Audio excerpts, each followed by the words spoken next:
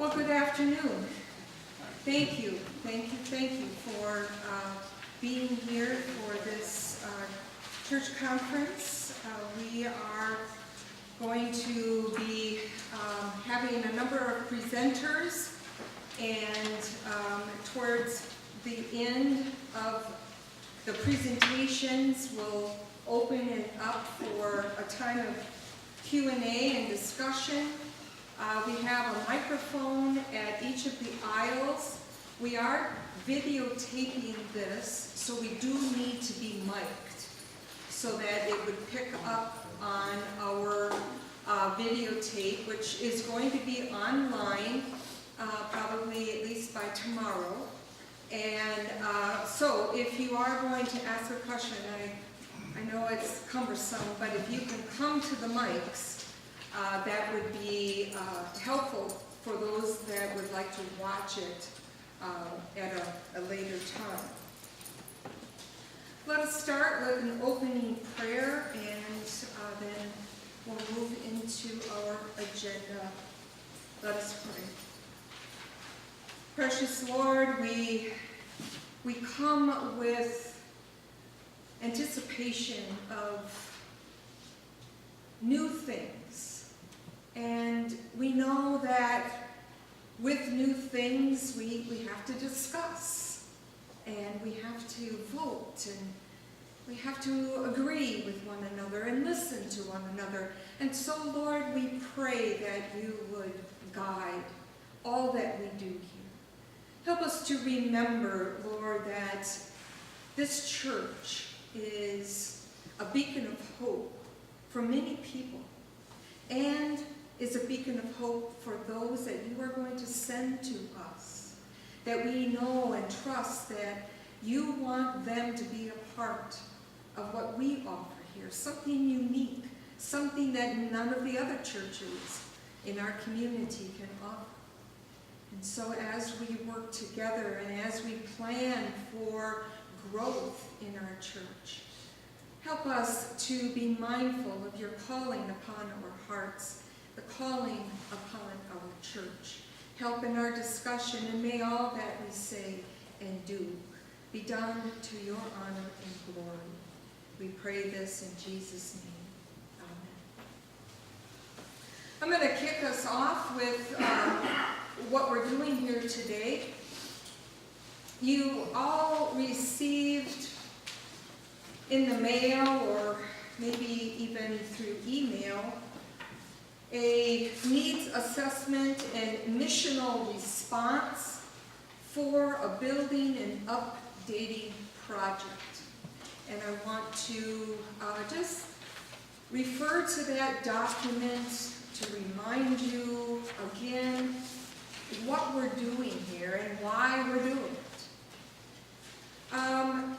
One of the things that we were asked, the leadership of the church, as we were planning for this, was to not just say we want to build a parking lot or we want to update our audiovisual, but to actually do a little thinking about what is the missional reason behind doing these projects. The list is long, but some of us put together a few things that we wanted to put before you and our district superintendent, as well as the chairperson of the district building and location, church location committee, to sort of show what we are trying to accomplish here. One is, if you look at that document, maybe you read it already, but I just want to refresh your memory. We have some church needs. We want to reach out to this community. As I said in my prayer, we are a beacon of hope, and we have a calling to fulfill, which is making disciples of Jesus Christ, to help grow God's kingdom. So it's not just about us sitting here, but about the call upon all Christians to reach out. And so that is one of our ministry goals as a church. We have one is to double our worship to 100 plus. We have given ourselves that goal, which means we have to reach out. So if we're reaching out, we got to have some more parking. Another one of our needs, more off-street parking. As many of you know, I have it lucky, I can just walk across the street, but you guys parking all over the place. Plus we have other churches that are using the same spaces at sometimes the same time, especially on special holiday gatherings, Easter, Christmas, Holy Thursday, things like that. We are sharing that space with other churches. And so there's a need for some parking to accommodate the growth of our church and the people who are already here that need good parking. As we grow as a church and as we are looking to the next generation of worshipers, what are they expecting? What are they looking for as they move into this community and as they look at us as a possible church home? Well, some of our younger folk especially are now looking at having audiovisual, to have good sound, to have projection, to see video clips as a sermon illustration, to watch YouTubes, to be able to even do some of our programming in the church around the ability to show something that we have to get off the internet or we want to watch on TV as part of our programming. And so one of the things we want to do is to also update and get ourselves sort of more modernized with our audiovisual instead of sort of how we're doing it today. Another community need that's out there is just more parking. As we know, for parades, for festivals, for things like that, having parking near the downtown area is really at a premium. And so we would be able to, on those special occasions, be able to offer some good parking. I think that's a wonderful outreach to our community. And then to be able to have easier access to our building. If a community group is looking for a place to hold their meetings, to have their convention or whatever it is, in offering a parking lot space will make us a more attractive place for people to come and bring their meetings and their groups because we have the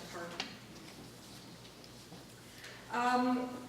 What we're looking to do to increase that membership and to update, we need to build a parking lot. We need to market our church out there in the local and nearby communities. We need to offer events that bring guests into our church, like the Artisan Fair.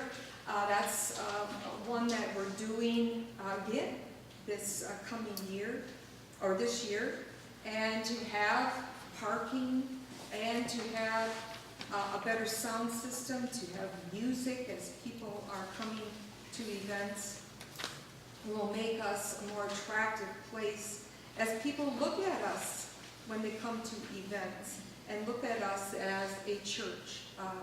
We will be very marketable to church shoppers. And then we, with the audiovisual down the line, we would love to be able to start a new worship service, not taking away from this one, but just a whole brand new one that would bring in brand new people. And that would be a more contemporary type service. and having the audiovisual will allow us to be a little freer to experiment with some different types of worship.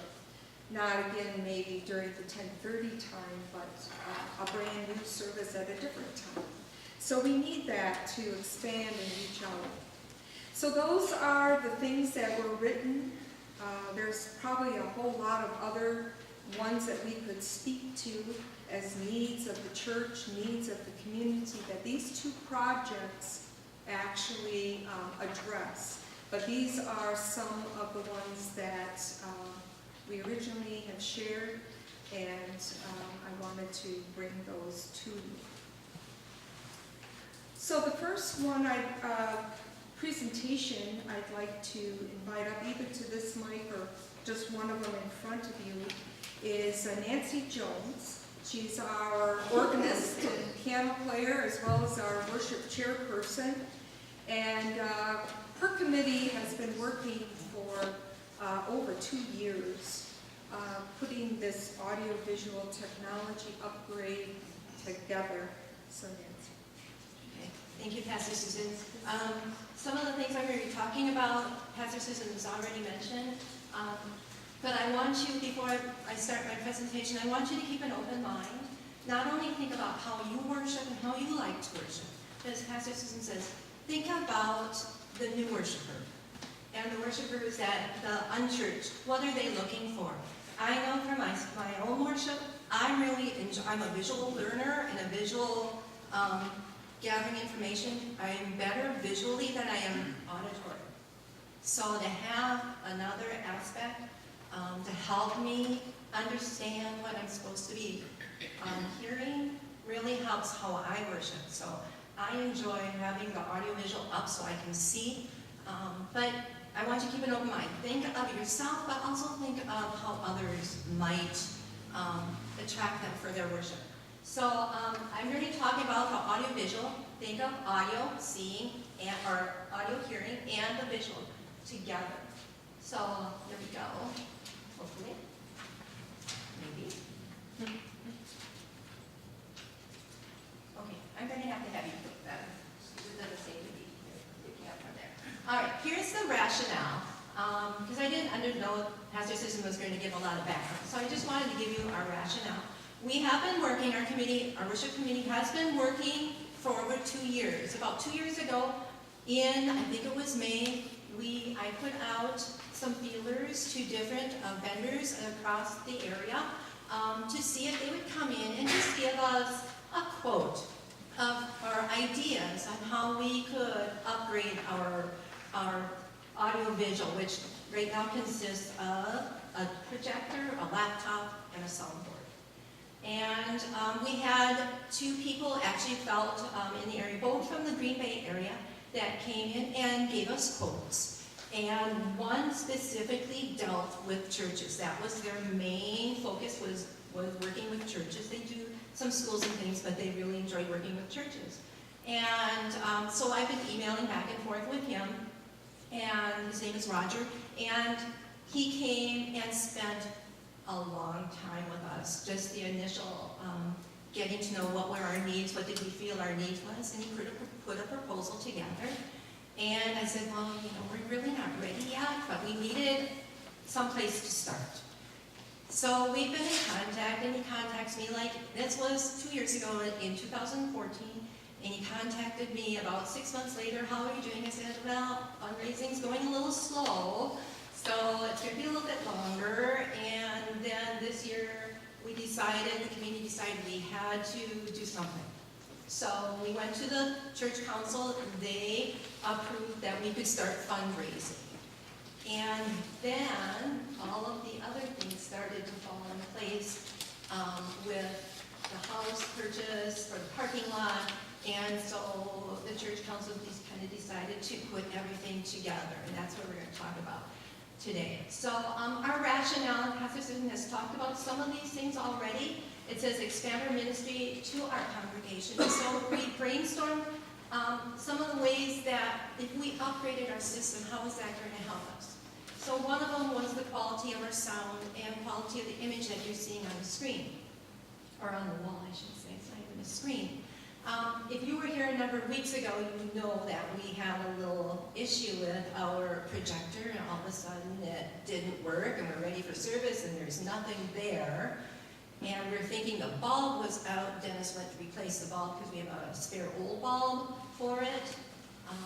Didn't work. So we had no idea what was going on. And it actually ended up to be, we were kind of out of power, getting our power from the back of our church. And it was a power issue. We blew a circuit or something, what was it? Okay, so we know now we cannot have our spotlights and our projector and our sound system all on at the same time. So that was one of our needs. But quality. When you use a projector, as soon as you start using it, the quality of the projector, of the image, starts to degrade because you're working with a bulb. And some bulbs can last, 200 hours. Some last fewer than that. To replace a bulb in a projector, anywhere from $250 to $1,000, depending on your projector. Okay, so it's a continuing cost to us. Quality of sound. Sometimes we are trying to, in our church, we would like to have more wireless mics, but our wireless mics don't always work. So we want to upgrade the sound, not just in our sanctuary, and I'll talk about this later, but also in the fellowship hall, which we don't even have a sound system in there anymore. Live streaming, service to nursery, fellowship hall, and other areas of the church. Right now we have live streaming to our nursery downstairs. So those people who are working in the nursery and doing childcare can still watch our service. Right? Live streaming means immediately. It's happening right now. It's not recorded and watched 2 hours later. It means it's happening at the present time. Right? We'd also like to be able to live stream to the people that are not in church, our shut-ins, if they're able to do that. So we want them to participate at the same time as we're participating, and live streaming would allow them to do that. We only have live streaming right now downstairs in the nursery. It would be nice to be able to live stream to our fellowship hall and other areas of our church, because sometimes, I know we had a funeral here a number of years ago, and we had people that were at the funeral and they were watching the funeral, they were in the fellowship hall.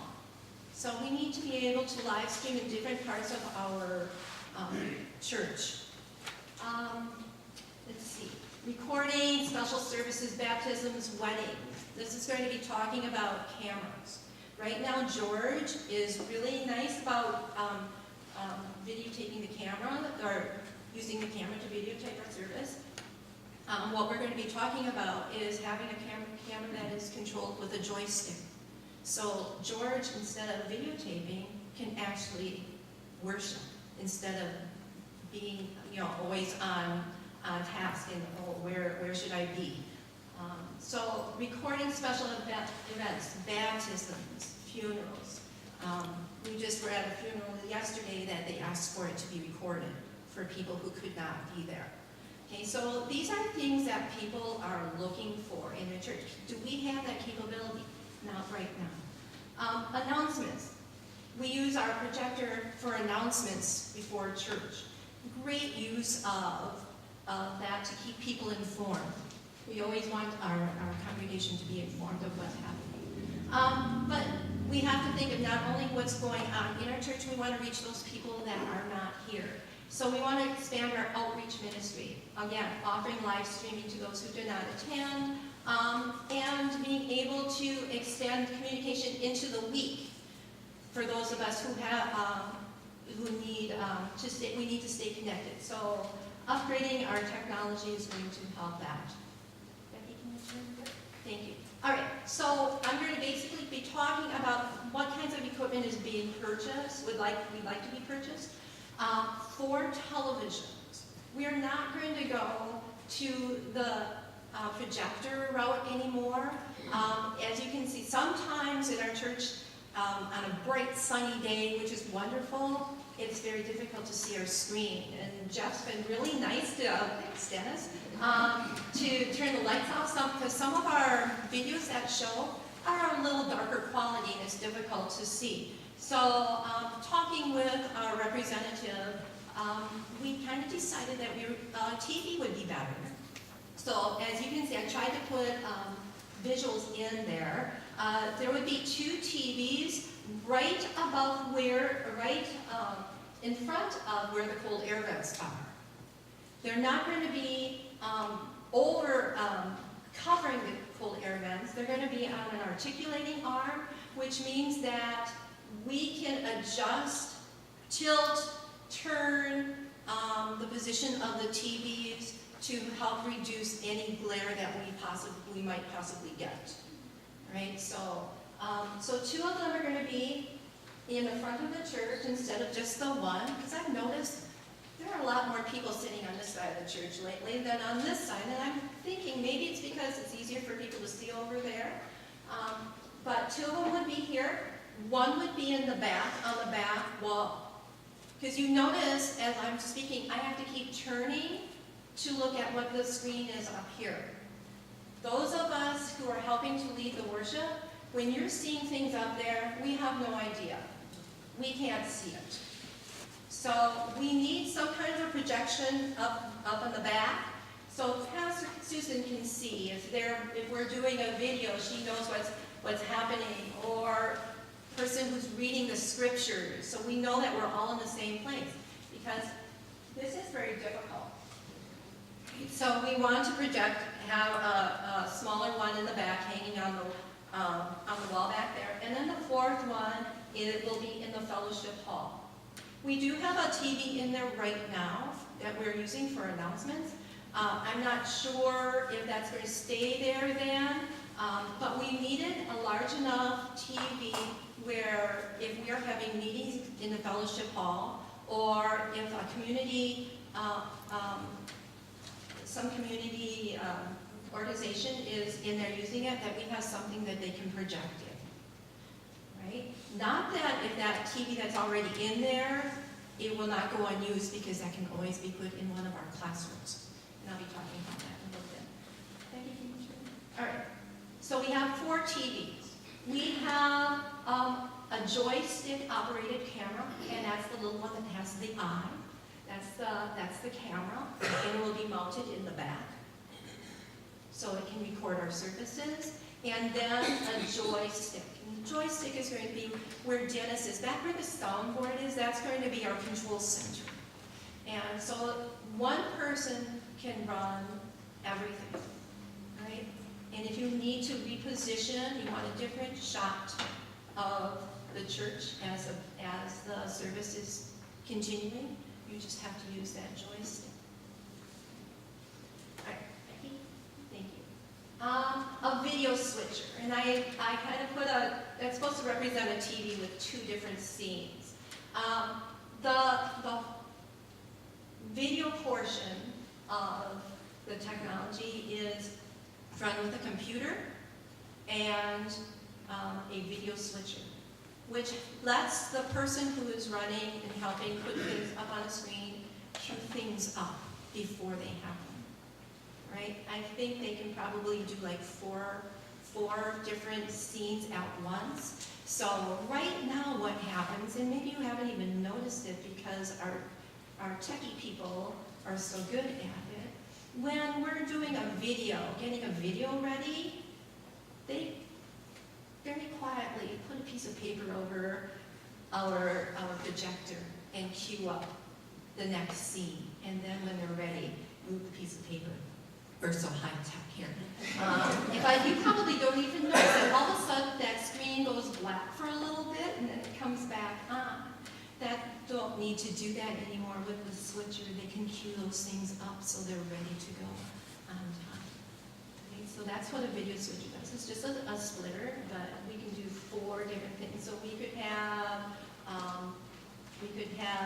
the sermon notes, and maybe we can have 2 videos that are coming up, something, so they can get those all ready before they're happening.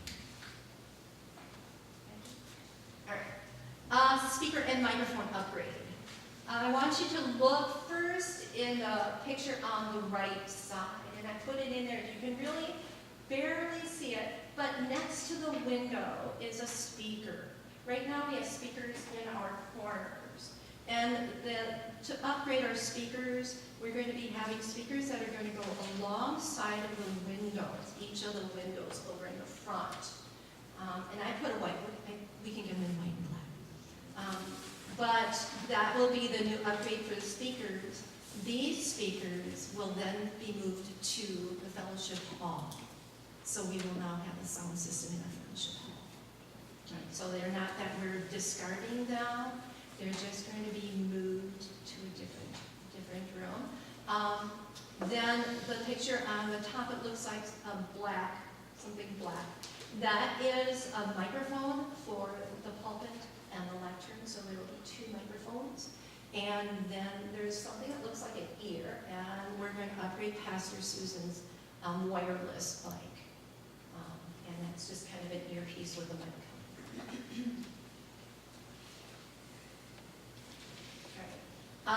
One of the other pieces of equipment is a new soundboard. Our soundboard works right now, but we're maxed out. On the days that we have the praise team and we have music, the music coming from the computer and anything else, all of our inputs into our sound system are maxed. We have nowhere to go, nowhere to grow. So what this is a digital soundboard. There's not actually even any levers on it.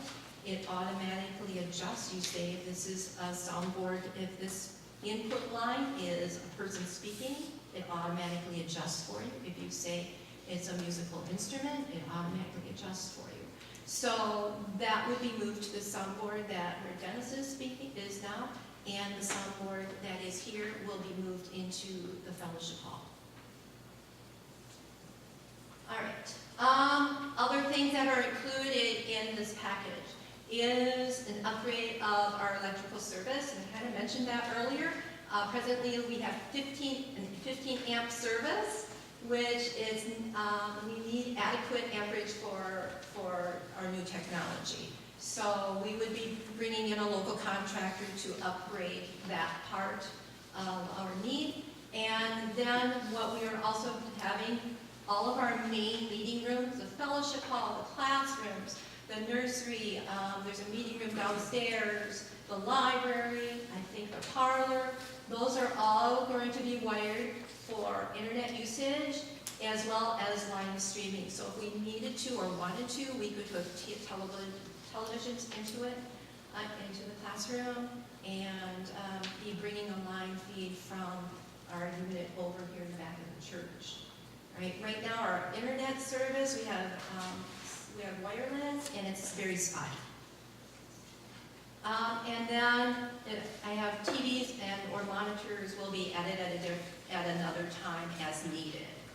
Right. So TVs for the classrooms aren't included in this. All right, and I just included who we're working with. We're working with Northern Sound and Video from Green Bay. Training for the entire system is included in the package of the $49,000 that you saw on the slip, and I put just the website on there just for your information. They have done quite a number of churches in our area. I just looked on there last night. 2 in Sheboygan, 1 in Kiel, 1 in Plymouth. So they get down to this area. So I think that's all I have. Thank you, Nancy. That was wonderful and very informative. Now I would like to invite Gary Domas. He's going to be talking about the parking lot build.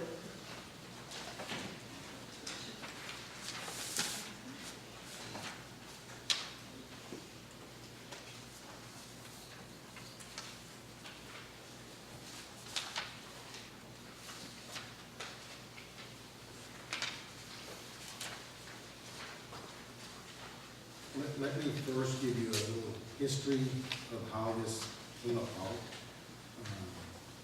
for some of you members that have been here longer than I, that church, that house next door was talked about being a parking lot for many years. Our last pastor, Don Browner, he had a vision to buy that house, and it wasn't for sale, okay, but somebody knew we could buy it. There was an opportunity, and I don't know how many years ago, I'm gonna guess a good 20, you probably could have picked the house up for $17,000, $20,000. How much? 15,000, okay? We didn't buy it, obviously.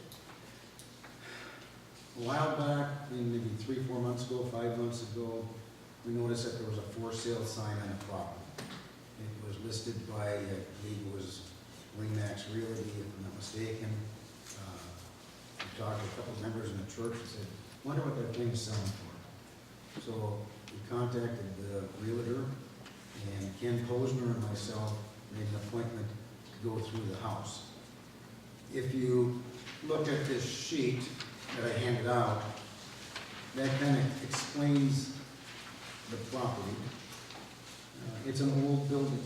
It was built in 1905, and when you go through it, it looks like 1905. It is not a pleasant house inside. The lower level was occupied by a woman and her son and quite a few cats. The upper level was occupied by a young lady and a young man and a small child. Since then, since we went through it, the lady downstairs and the son and the cats are gone. The upstairs is still being rented to the young couple and their child. The listing was on, we talked about it, and all of a sudden one day we came by and the listing was off. Okay, the time of the realtor ran out. We never spoke with the seller at that point. The seller was a gentleman by the name, is a gentleman by the name of Jack Vanderweel. Jack is the building inspector in the city of Sheboygan. His asking price when it was with the realtor was $69,900. Of course, he decided to take it off the market. At that point, I spoke with Ken, spoke to some of the church leadership and the pastor. Said, why don't you call and find out what's going on? So I called, and I said, Jack, what's the deal with the property? He said, you're right, I took it off of the market because, number one, I wasn't getting the price that I was going to get, and I'm not going to sell it for less than that. And second of all, it's very difficult for someone to buy a home today and get a loan from a bank if it's a two-family property. The requirements for having money down is substantially more than if it's a single-family property. So I said, Jack, what are your plans? What are you planning to do to this place? And Ken was with me on that meeting at my store, and what he said is he was selling his existing home, which I believe he has a very nice home out by Town and Country Golf Course, I believe. Very expensive home. He did express that he had just paid for 2 weddings, okay, and some kids through college. And he was planning to sell that house, take this property and convert it into a one-family home. Okay, now that would require some serious money on his part to do it. At that point, he'd turn into a one-family home. He said he and his wife would move in there and live there until they could sell it. I have no idea whether that's true or not. Okay, I don't have any reason to doubt him, or if it's a salesman's bluff. I don't know. So at that point, we came back to church council and said, "What do you want to do?" Church council said, "Why don't you just talk to him about an offer? We think maybe he's bluffing at the $69,900 or whatever it is." I said, "Okay." I said, where do you want me to go in?" And the idea was, why don't you go in around 55,000, okay, or 53, right in that area. Just knowing him and talking to him, I knew he had turned down offers already from information from the realtor of the mid-50s. I spoke to him and said, "Jack, we're a church. Is there some way you could do an in-kind donation, depending on the tax bracket, that perhaps we could give you a receipt or an in-kind donation you deducted off your taxes?" That was not real appealing to him, okay? Whether he didn't need it or it wouldn't affect his income, I don't know. So I went back to him and I said, "Okay, I was gonna say the 53.5 number, or whatever it was. I thought, I know he's gonna hang up on me. But I called him and I said, I'll give you 56.9. And he said, absolutely not. So, okay? And I think he was rather insulted that I offered, which is fine. At that point, he came back to church and said, I don't know what we're gonna have to do. So I called him up and I said, Jack, we're a church. We're right next door to you. You know we are landlocked. We know that you have, in my opinion, a dump. Okay? You can stick in $30,000 and try and sell it. It's assessed at a crazy number. It's assessed at 124 or 128. It's ridiculous. And Ken and I even asked him, why didn't you go and question that assessment? He said, never did. He questioned a little bit about being a building inspector. I would have questioned the taxes, okay, and the assessment. But long and short, as I said to him, work with us, give us something. And he said, well, I don't know, my wife is right here, and she really wants $65,000. That's our bottom number. And I said, come on, throw me a bone, throw me something here. And finally he said, well, maybe we could do 1,000, or maybe 2. I said, okay, so 2? Can I get 2? Well, I was talking to his wife, and finally said, yeah, we'll do 2. So the price that would be willing to sell it to the church is $63,000. Now, I think we have all of that information up there. If we can go to that next slide. That is, it's hard to see, but where you see the 102.9, that is our driveway right out here. The property is not a square piece of property. It's a little bit of a, not a triangular, but 64.8 in front and about 66 in the back. It has a slight angle to it. The only thing that has any value on that, as far as buildings, would be the garage. But if you keep a garage, you're going to limit the amount of parking you can get in there. So we put together some costs, and that's probably that next slide. It gives some ideas on what could happen. Property acquisition is $63,000. Demolition right now is estimated at $20,000. We did get a bid from Jeff got a bid from Spielvogel, and that's what Steve Spielvogel quoted for the demolition. Landscaping is a budget number of $1,000. The parking lot is $14,000. That's basically, when you tear it down, you have to put a layer of gravel down, you got to put coats of asphalt, and that, I believe, Jeff got a price was from Northeast Asphalt to do that. And then, of course, we're saying closing costs of the loan, because there's going to be some closing costs, obviously. You're going to have some title searches, and et cetera. No matter what the church decides, and it really is the church's decision, it's your decision what you want to do. Number one, if we decide we're going to do this, obviously we need financial commitments to help pay for it, okay?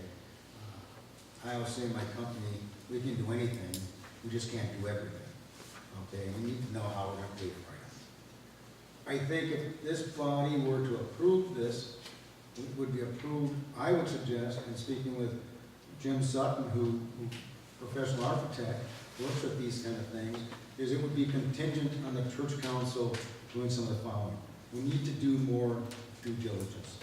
Okay, we don't know if there's contamination. Okay, I think that when the heating is forced air, if I'm not mistaken. But what was it in 1905? Was it coal? Was it oil? So we don't know. So we need to do some due diligence in regards to the hazardous waste. For example, as Jim pointed out, if somebody had a 200-gallon oil tank next door to the property adjacent off of this parking lot, and that leaked, and that leached into that property, we got a problem. And it could turn into a huge problem. And then clean it. Once you buy it, it's your problem. So we need to do due diligence on the hazardous waste. We need to do due diligence on the zoning required. And we also need to do due diligence on the Department of Public Works requirements. I mean, what kind of drainage do they want? I know Jeff has spoke with Ken Sontag, which is our city building inspector, and he's told us some of the stuff we're fine on. But again, if we were to make an offer to Jack Vanderweel, we need to have our backside covered so that we don't buy a pig in a poke and all of a sudden we spend, well, whatever it is, $100,000, okay, and find out we got a $250,000 cleanup. So we really need to be cautious on that. And then the last thing is, we probably need to even look at a contingency, maybe even a little bit greater than what we have up there. So that kind of gives you what we've done on the property. I'm sure if Vanderweel decides he's gonna renovate it, okay, he's gonna stick some money in it, yeah, obviously it's gonna sell for a lot more money down the road. We have to make a decision whether we wanna do that, or 20 years from now, when we pay a different price for it. So I hope I answered your questions. We'll give you enough information, but we'll be here to ask whatever questions you have. Thank you. Thank you, Gary, as well, very informative. I hope you're thinking of your questions, jotting down some things. Right now, though, I'd like to call upon Steve Delano, our finance chairperson. He's going to talk to us about some options and how the leadership is looking at potential funding.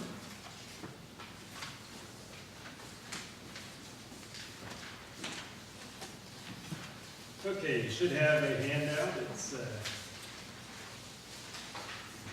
got on one side project funding alternatives and the other side contribution chart.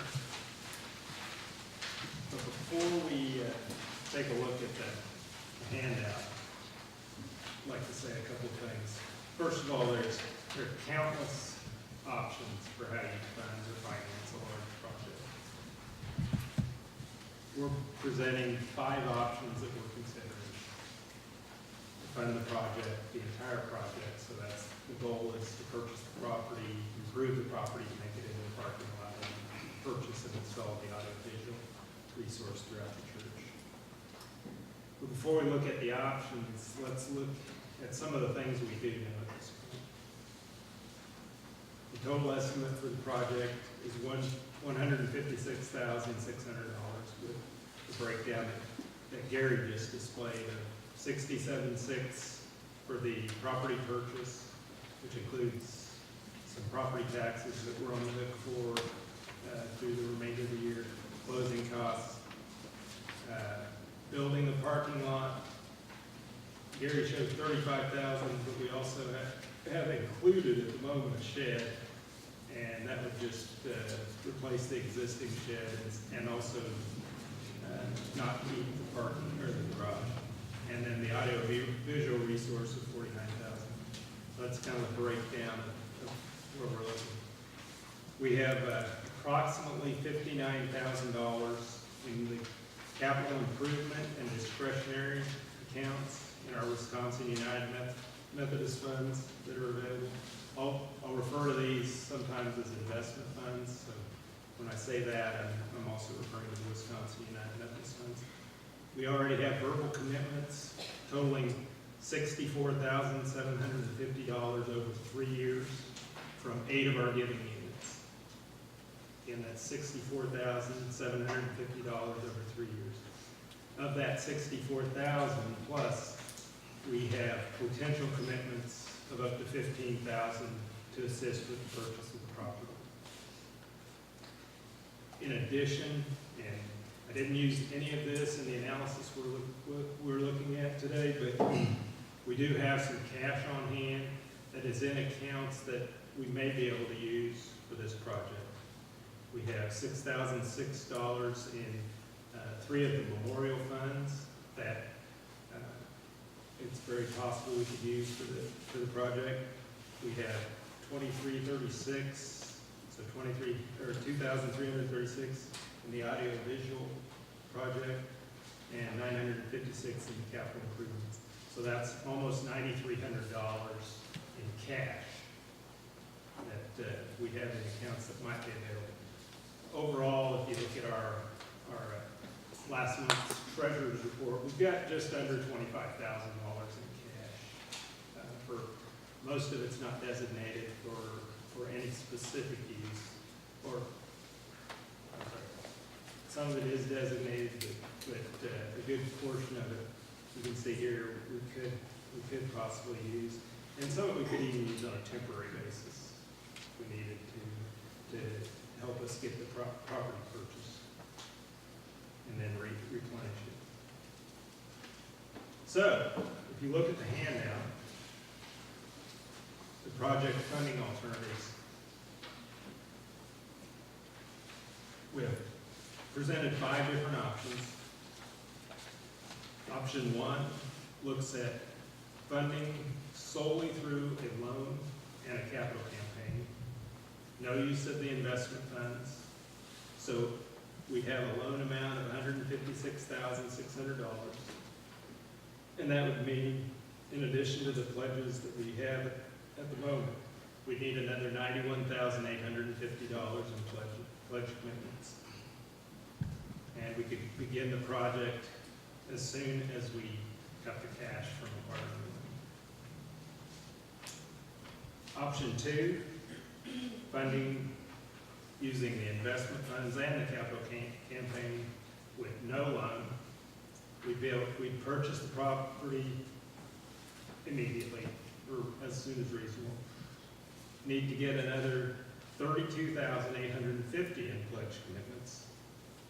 And the remainder of the project would be completed as the funds allow. So that means we'd only purchase the parking lot or the property up front, and we'd then do the parking lot and the audio visual as we had money available to do it coming in from our pledges or our commitments.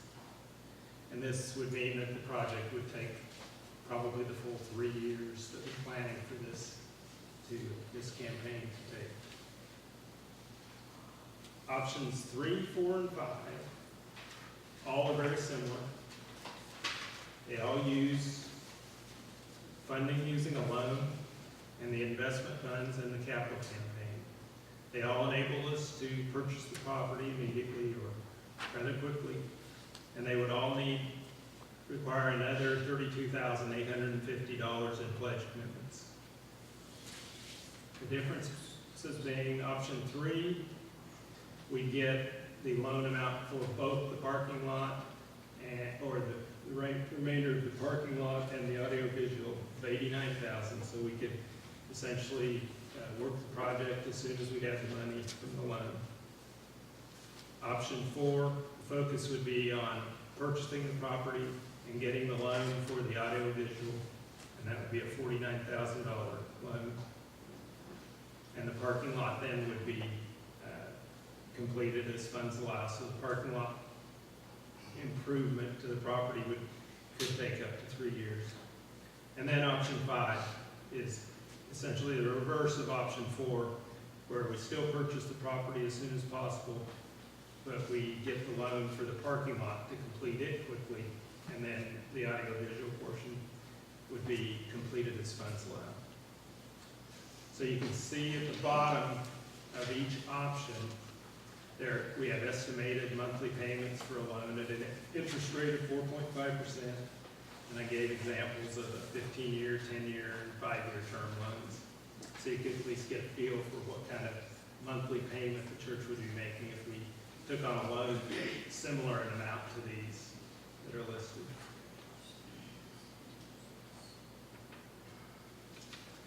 The other point I'd like to make is if we use the investment funds, we would also work to replenish these funds over time.